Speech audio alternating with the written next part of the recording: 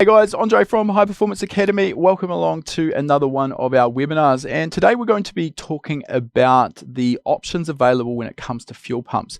In particular, we're going to be talking about mechanical versus electric fuel pumps, where the advantages are in one over the other, and when you may decide to choose one over the other.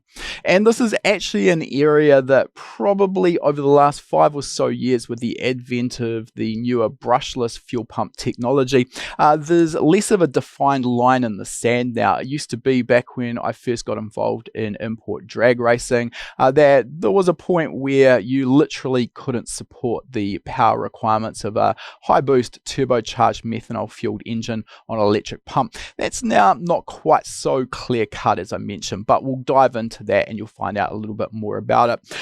As usual, if you've got any questions on anything that I'm talking about today, you can ask those in the chat and we'll deal with those at the end.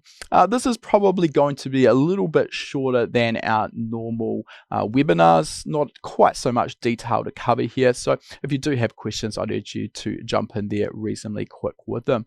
So let's start with the basics though. Why do we need a fuel pump at all? And that should be pretty straightforward. We obviously need the fuel pump to provide both the flow and create pressure so that our fuel injectors can deliver the fuel as required.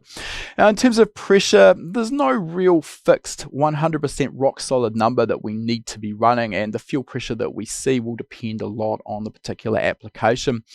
For a normal road going car that runs a return style fuel pressure regulator, which is referenced to manifold pressure, it's quite typical to run around about 3 bar or 43.5 psi of differential pressure. And what that means is that the pressure across the injector, the differential pressure, which is the difference between our fuel pressure at one side and our manifold pressure at the other side, is always going to remain the same. 3 bar 43.5 psi. A lot of more modern or late model engines now, they come out with a returnless fuel pressure or fuel system, which runs at a fixed fuel pressure irrespective of our manifold pressure. Typically that works out to be 4 bar 58 psi fuel pressure. So there or thereabouts, but there's no fixed rule that says that's what we've got to run, particularly when we look at drag racing, which is where a lot of the mechanical pumps that we're going to look at today end up. It's not uncommon to run somewhere in the region of 80 psi base fuel pressure, plus we'll have boost pressure on top of that. So if we've got a vehicle, for example, running 80 psi of boost pressure, again not unheard of in a high boost turbocharged application, the actual fuel pressure in the rail could end up being as much as 160 psi. And the problem with this is that with a conventional fuel pump, as we increase the fuel pressure, it makes it harder and harder for the pump to flow fuel, and this can actually limit its output. And this gets worse as well when we start running on specialist fuels, which are so common in motorsport, particularly drag racing, the likes of methanol and even E85. If we look at E85 as a fuel, compared to the volume of fuel that we'd need to supply if we're running on pump gasoline for a fixed amount of power. If we go from pump gasoline to E85, we need to increase our fuel volume flow by around about 35 to 40%. Now, if we go to methanol though, we need to increase that flow by around about 2.5 times. So you start to see, on top of an engine producing huge amounts of power, because of the fuel requirements as well, we're starting to talk about really, really high levels of fuel flow. There's a rule of thumb that I've always worked to with pump gasoline, which sort of gives us a bit of a guide for where we need to go with our fuel requirements, which is that we need around about 1 litre of fuel flow per minute for every 200 horsepower we want to make.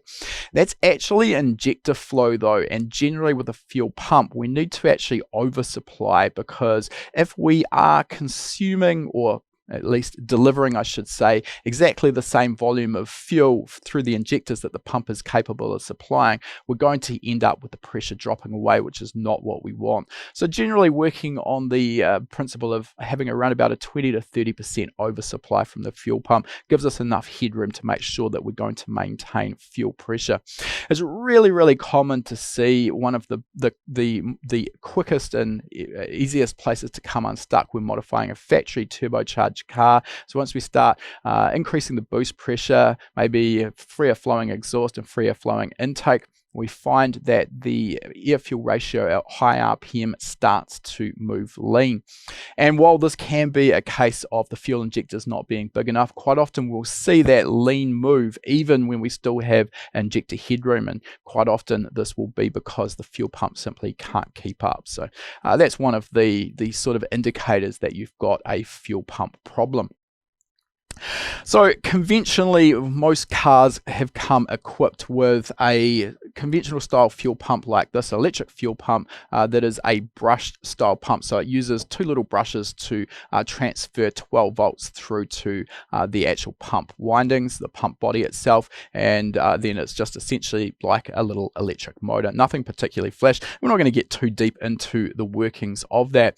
And these have worked well, but of course over the years we've seen the engine's power levels climb, and the fuel requirements, as I've mentioned, have also increased. And what we tend to see if we look at the likes of a conventional fuel pump, the output from it, we'll head across to my laptop screen for a moment, and this is just one of the automotive pumps which I've found which is convenient for the data that they provide. You'll be able to get this from most suppliers though. If we look at this little flow diagram here, it is going to come up. I'll just zoom in on this a little bit. So we've got our flow rate out of the pump here on the vertical axis, and this is in pounds per hour. Conveniently, different pump manufacturers will rate their pumps in different ways: liters per hour, gallons per hour, in this case pounds per hour. Probably actually more useful, because the problem is that when we're talking about air fuel ratio, we're actually interested in the mass of fuel, not the volume. So that's a little intricacy there, where you've got most pump manufacturers will be talking in a volume flow, either liters or gallons per hour. Anyway, that's how this is rated. And we've got PSI, the pressure that the pump is working at on the horizontal axis. So for example here, if we were only requiring 20 PSI of pressure, we're somewhere around about here. We've got two lines on that graph, one at 12 volts, one at 13.5 volts. We'd like to think we're probably going to be at 13.5 volts with the alternator charging. So we can see at that point there, we're somewhere around about maybe 570, 580 pounds of fuel per hour. That's all well and good, but particularly on a turbocharged or supercharged engine, we're going to find that as the boost pressure increases, if we are using a manifold pressure reference regulator, we're going to be moving out to the right here. And while that number might have seemed quite impressive at 20 psi, if we're all the way out here at 70 psi, very easy to get to, then we're going to find that our flow all of a sudden drops down to something like 350 pounds per hour. So essentially at 70 psi, we've got about half the flow out of the pump. And this is something that I see so many people overlook. The number of people who brought cars to me to be tuned in my old workshop, and basically they'd looked up the specs of a fuel pump, and the fuel pump might have been advertised as a 1,000 horsepower fuel pump, and they're thinking to themselves, well, happy days, I'm only going to be targeting 800 horsepower, so clearly that's going to be enough. And I don't know if this is deceitful perhaps on the part of the fuel pump manufacturer, might be a little bit of marketing ploy in this, but when we actually dig in deeper, the reality is that that pump will support 1,000 horsepower on a naturally aspirated engine where we're only going to be running something like 43 psi rail pressure. When we add a turbocharger, now we're adding 30 psi of boost, and we're now up at 70 or 80 psi rail pressure, the flow of the pump drops down, and instead of being able to support 1,000 horsepower, now it can actually only support somewhere in the region of maybe 600 horsepower. So those are little things that are very important to watch and make sure that you don't end up getting caught out on. Now, also just give you some insight into my own car. So we'll head over to one of the photos from our Instagram. So this is my old Mitsubishi Evo drag car, and this was developed probably, I'm guessing, about 15 or 16 years ago now. It's actually starting to get a little bit sort of hard to remember the exact time frame of this, but I think it was retired somewhere around about the early 2000s, so that'd probably work out about right. And this was built up initially as a relatively sort of streetable modified drag car, and then obviously things went crazy. The front fell off and we tube framed it, as you can see here. Now the part that is interesting was the fuel pump choice, and it's a little hard to see. We can see it down there mounted on one of the lower rails for the tube frame front end. We'll just drop back and have a quick look at it. You can see it again down here. The reason it is mounted down here is because we ran a little 20-litre fuel cell up here in the front right hand corner of the chassis, and that gives a direct feed basically straight in through a filter and into the pump. Now back at this point in time, there wasn't a huge supply of large aftermarket electric fuel pumps available. There were definitely some mechanical pumps, but back at this time I was sort of in a position where I was still finding my way with these fuel systems. I hadn't had any personal experience with a mechanical pump, and I wanted to stick to something that I knew and I could understand, which is why we stuck with an electric pump. So the one that I chose there was the Weldon 2345A pump. Bit of a mouthful, but that's what it was. I'm pretty sure this was the largest flowing pump that Weldon produced, and it's a pretty hefty piece of kit there. Obviously designed to run on a 12 to 14 volt electrical system.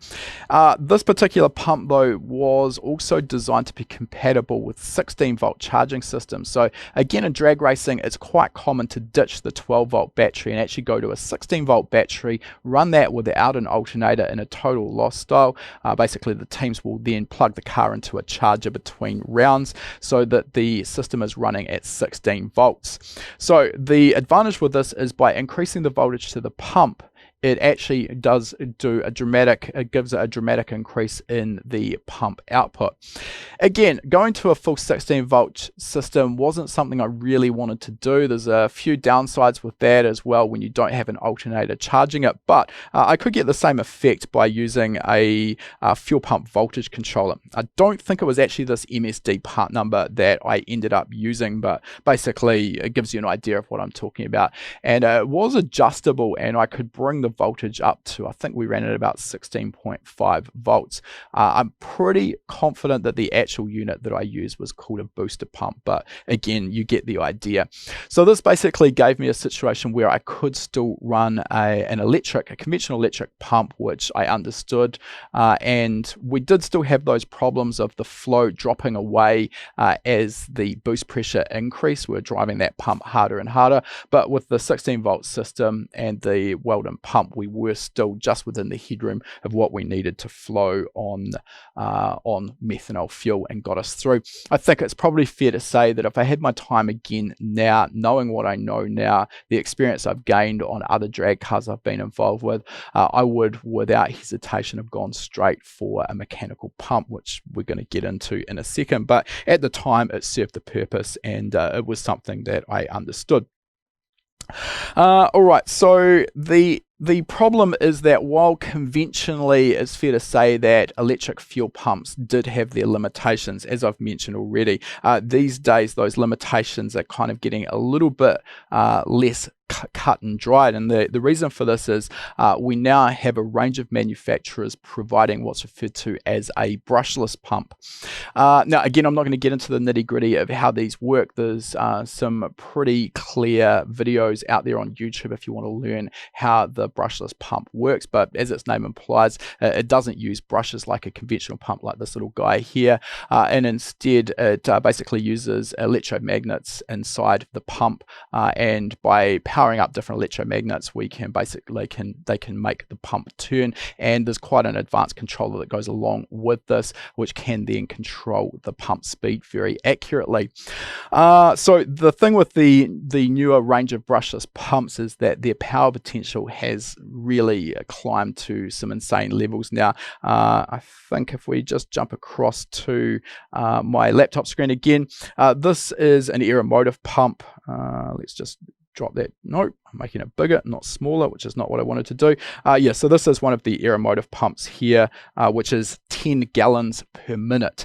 So this particular pump will be able to support, I think their numbers here. So on E85 forced induction, we're almost 3,500 horsepower at the wheels. This would have been completely unheard of just a few years ago, and it's this sort of technology, as I say, is making it a little bit less clear on whether or not we do need to go to a mechanical pump. There are some other advantages with the brushless style pump in that they can be speed controlled as well. So one of the problems is if you've got a pump that can move 10 gallons of fuel per minute, then you only really want it to be moving 10 gallons of fuel per minute when it actually needs to, which will be high in the load, high in the rev range. If we're sitting there idling, moving 10 gallons of fuel per minute around the fuel system, all we're doing is needlessly adding heat into that fuel. So this is where fuel pump speed control with these brushless pumps comes in, and they can only give the fuel flow that is required. Now, one of the downsides with basically any big electric pump, and my Weldon wasn't too far off the mark, it was still a consideration here, is that it does take a lot of electrical energy to keep these pumps working, and particularly when you are limited to maybe 14 or even 16 volts. What this means is that the current draw from these pumps is massive. It's not unheard of to see somewhere in the region of 90 to 100 amps from one of these brushless pumps when you are pushing it really hard. So this needs to be considered as well. Even if the brushless pump does fit the bill in terms of your requirements, that's a massive current draw on your electrical system. And this is why, again, in drag racing, it's a very specific type of motorsport, we tend to see that brushless pumps still aren't that common. The mechanical pump is still the go-to pump of choice, because a lot of the high-end drag cars that are purpose-built for drag racing, again, will have a 16-volt charging system with no alternator. If you're trying to draw 100 amps for the length of a pass down the drag strip, that's very quickly going to drain the 16-volt battery, so not exactly ideal there. So also one of the pumps that we've actually been following for a number of years, and if you want to get a little bit more in depth, if you head to our YouTube channel and you search injected dynamics fuel pump or something of that nature, you'll find some technical details on there. Injected dynamics brushless pump and controller, something that's been in development basically every time we've been at PRI. I do believe they've got beta units up now, and we'll just head over to my laptop screen. This is some test results from one of those beta units that Radium Engineering did. So just to kind of back up, here's the unit itself. So this is the fuel pump controller. So it's not actually the fuel pump itself. If we scroll back up, there's the actual pump, which is the generic Veron pump. And this is all of the componentry that comes with it. So the pump is not really necessarily the special part. It's actually the controller that is the tricky part. The controller from Injected Dynamics controls the pump speed. It's also got a lot of CAN interfacing between ECUs, so you can actually control the pump flow based on the engine demand. Anyway, getting a little bit too advanced there. Let's scroll down and we'll have a quick look here. So this is just an idea of the current draw. So we've got current on the vertical axis here versus the pressure that the pump is being operated at. So you can see if you're down around, let's say 75 psi, we're somewhere around about 38 amps. So not too terrible, but as I've mentioned, at the pointy end, if you're up around 150 psi, then you're drawing, in this case, I think it's around about 70 amps there. So quite high current draw. You obviously need to keep this in mind with the design of your electrical system. This little graph here, which is probably a little bit hard to see in detail, shows you for various flow rates and also various voltages and various differential pressures what the current draw will be. The impressive thing here, if we scroll down, this is flow in liters per hour out of the pump. This is pressure in differential pressure in PSI, and you can see this is the nice thing with these brushless pumps is as we drive the pump harder, we increase the fuel pressure because it is controlling the pump speed, the actual speed of the impeller in the pump. We essentially right up to the point where the pump can no longer move any more fuel. We see that the output from the pump is almost rock solid. And again, Injected Dynamics, if any of you have been to the PRI show for the last 5 years, have had a really nice visual display on their stand of exactly this. It's got a Bosch DDU dash display showing all of the parameters, including fuel flow, fuel pressure, voltage and current, and also estimated power capability. And you can actually wind the regulator down and crank up the fuel pressure, and you can watch that the flow doesn't vary. All it does is it draws a crap load more current from that pump. So just an idea there of what the brushless pumps were. And really this webinar is more about electric versus mechanical pumps, but I think given how far the brushless pumps have come in, again I've said kind of starts to blur the requirements a little bit, it was worth diving into those a little bit there. Anyway, moving on now to mechanical pumps, what they are and why we may want them. So the advantage with a mechanical pump is that they, so if I can find my pictures, mechanical pump is that they basically can be sized to flow just about any amount of fuel. So it's just a case of sizing the gears inside the pump to suit your actual flow requirements, and you're away. That's why we'll see these pumps are used up to and including the most powerful engines in the world, which are, or internal combustion engines, I suppose I should say there, which is our top fuel drag engines. So that's what you'll find on those. The other nice thing with a mechanical pump is because it is driven via the crankshaft or indirectly from the crankshaft in some way, basically the speed of the mechanical pump is in relation to our engine speed.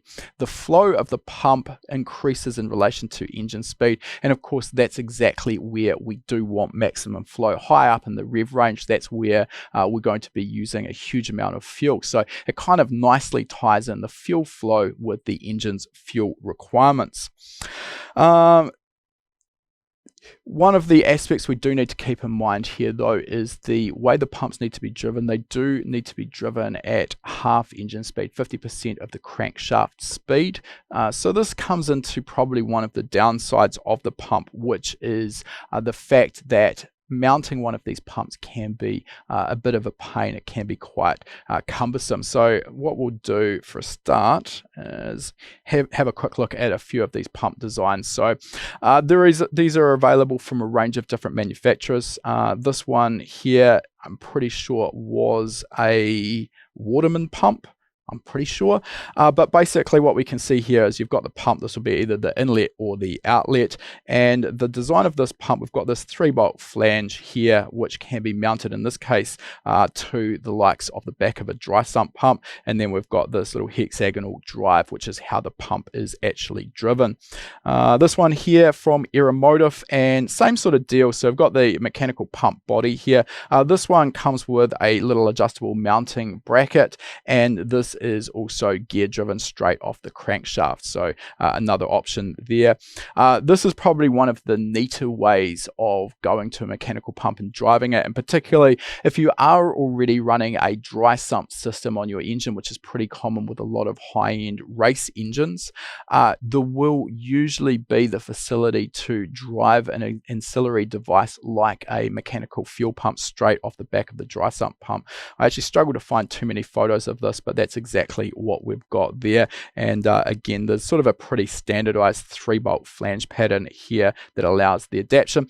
Now, the nice thing about this is the hard work of getting drive from the crankshaft to the dry sump pump, physically mounting the dry sump pump to the engine block, that's all being done. The belt's already there. It is just literally a case of bolting the mechanical pump into place and you're good to go. If we look on the other hand, the likes of this style, there's a bit of work to do in order to actually get a mounting location sorted out for your pump.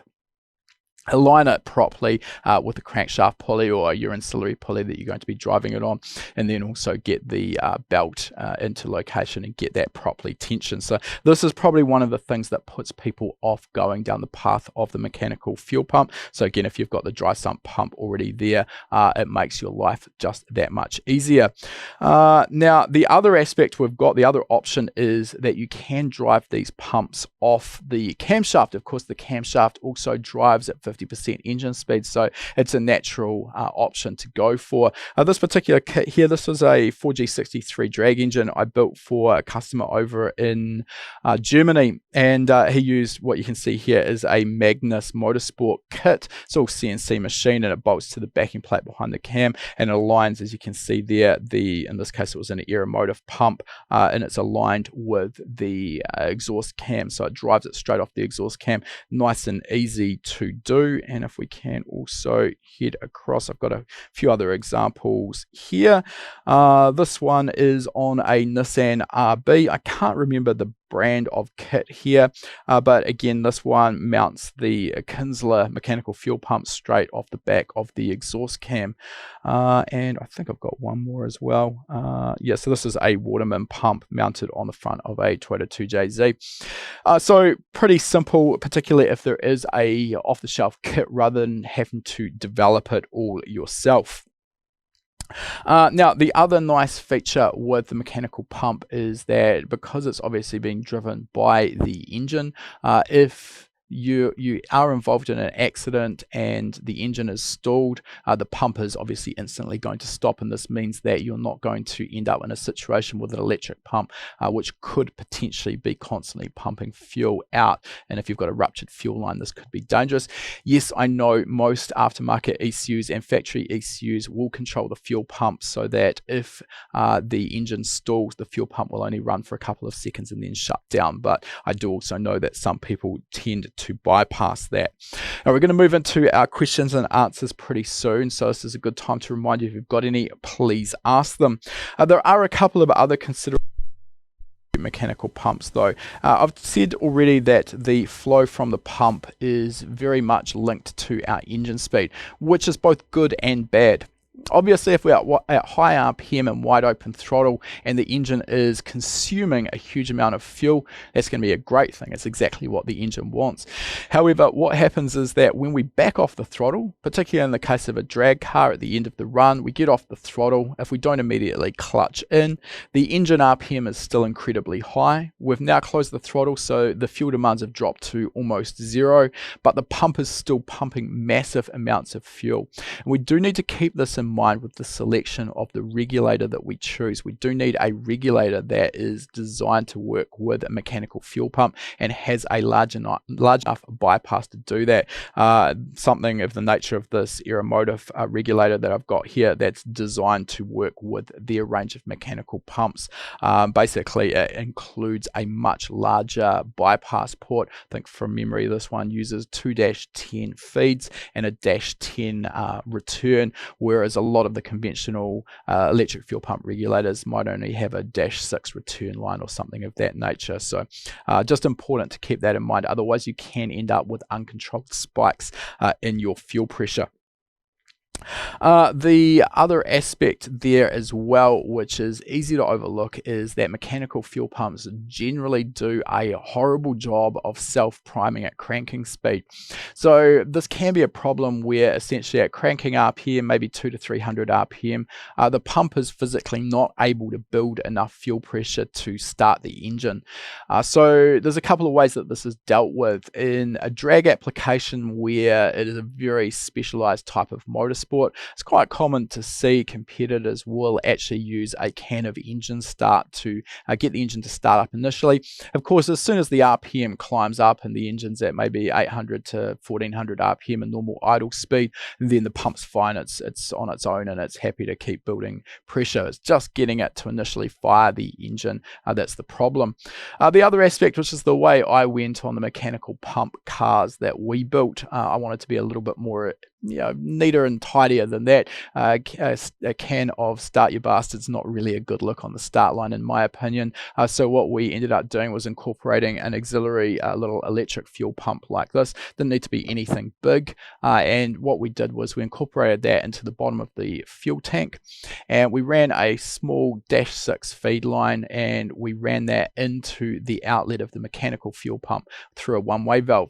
So what we could do then is program the ECU so that when the RPM was, let's say, above 50 RPM and below 500 RPM, it would run the little electric fuel pump. That would create pressure, which would allow the engine to start. As soon as the engine RPM was above 500 RPM, the electric fuel pump would disengage. The mechanical fuel pump was then happy to keep going, and that was that. So nice, neat solution, but it does add a little bit more complexity to your system.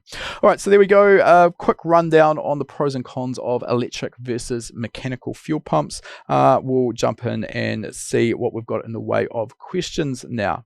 First question from our most regular watcher, Manitou Black. Since no fuel pressure regulator is linear, how important is it to run a fuel pressure sensor and have a volumetric efficiency ECU do math in conjunction with accurate injector characterization to deliver accurate injector timing? Look, it's nice, it's not essential. I think this is something that's important to say with a lot of the technology that now we see applied to modern ECUs. And don't get me wrong, I'll take all of the technology I can get. But I think what's important to understand, though, a lot of newer tuners think that if we don't have all of this stuff, if we don't have a fuel pressure regulator, there's absolutely no chance we can do a half-decent job of tuning the engine. And it's simply not true. There will be variations, of course, because you're absolutely right.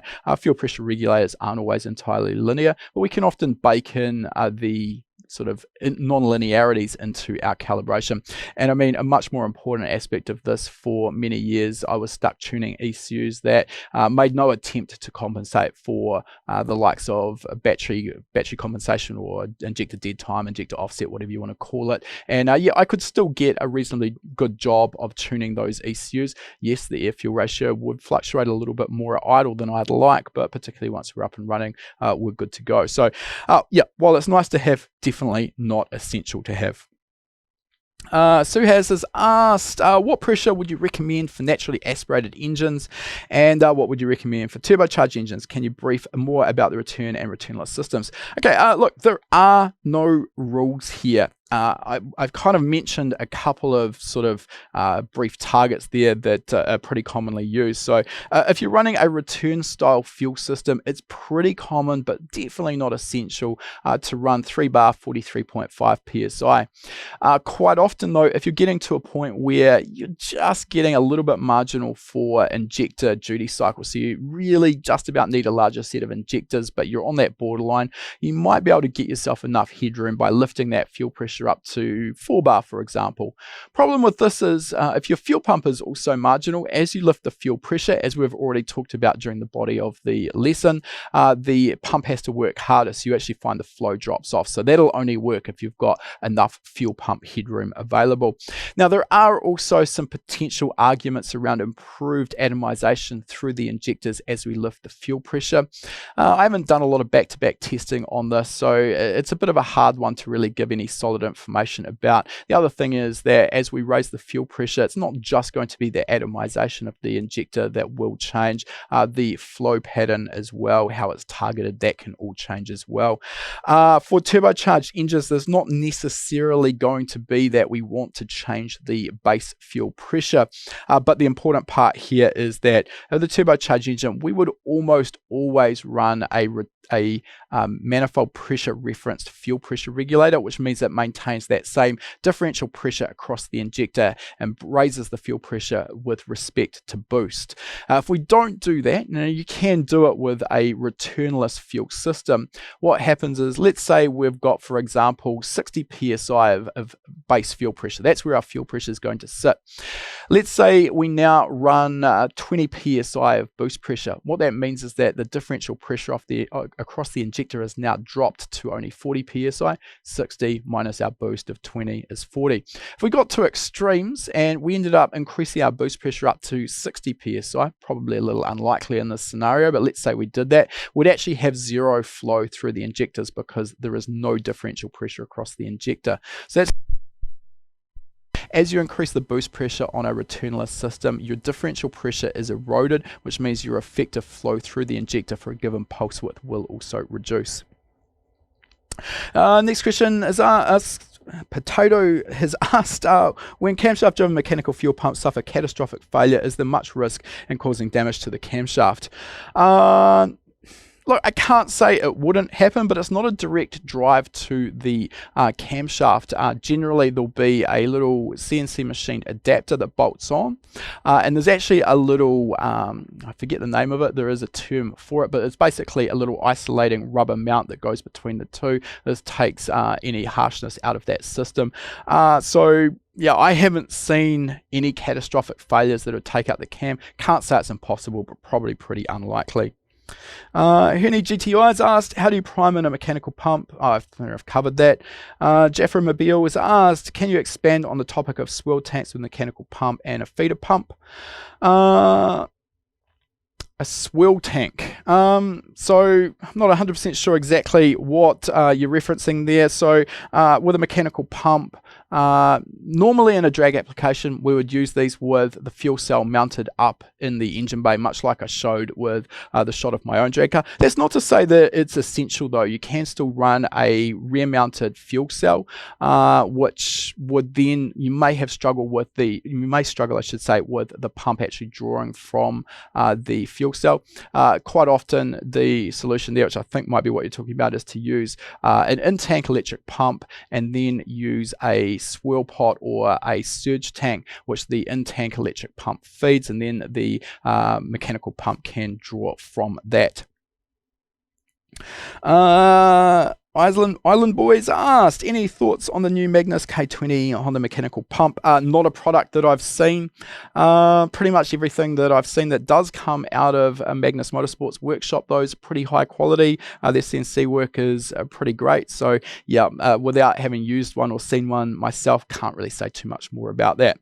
All right, that brings us to the end then. No more questions for today. And remember, if you are watching this in our archive and you've got other questions, please ask those in our forum and I'll be happy to answer them there. Thanks for watching, and hopefully we'll see you in our next webinar. That was just a taste of what we put on every week for our HPA Gold members. Our Gold members are able to watch these live and ask questions and get answers while we're presenting. After the webinars have been hosted live, they're added into our webinar archive where our Gold members can re-watch them at their leisure. We've currently got over 240 hours of existing webinar content covering topics on engine building, engine tuning and wiring.